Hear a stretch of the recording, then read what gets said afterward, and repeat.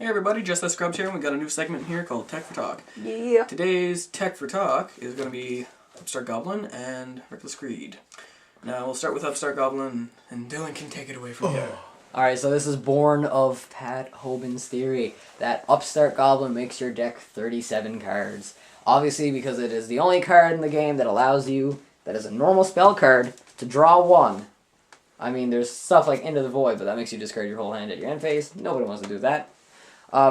So, Upstart Goblin, you draw one card and your opponent gains 1,000. So, it makes your deck 37 and it gives your opponent 1,000 life points. Sometimes that's bad, sometimes it doesn't matter, depending on your deck.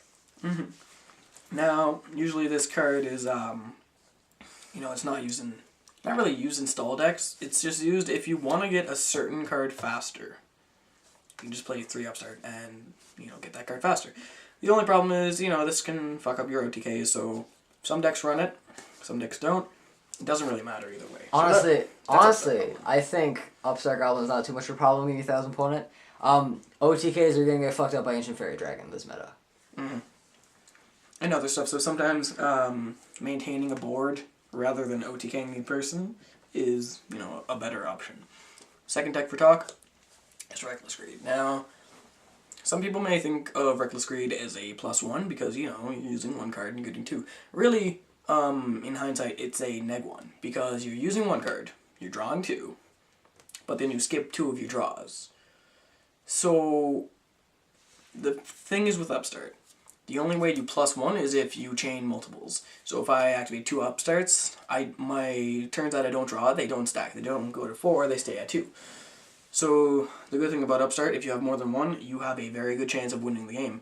However, if you only have 1, it can be bad. It can be a blessing. It can be a curse. Now the thing with, did I say Upstart? I meant Reckless. Anyways, The thing with Reckless, it's better to use it in a deck that has a search engine. So say gadgets, Dragunities, Prophecies, Girgias, etc. Because they all have search cards and can activate them at any times. Compared to that of, a stun deck. A stun deck doesn't have anything.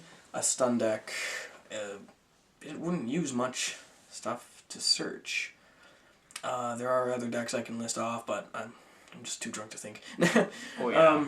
But yeah, shit like maybe Evil Swarms. It's just...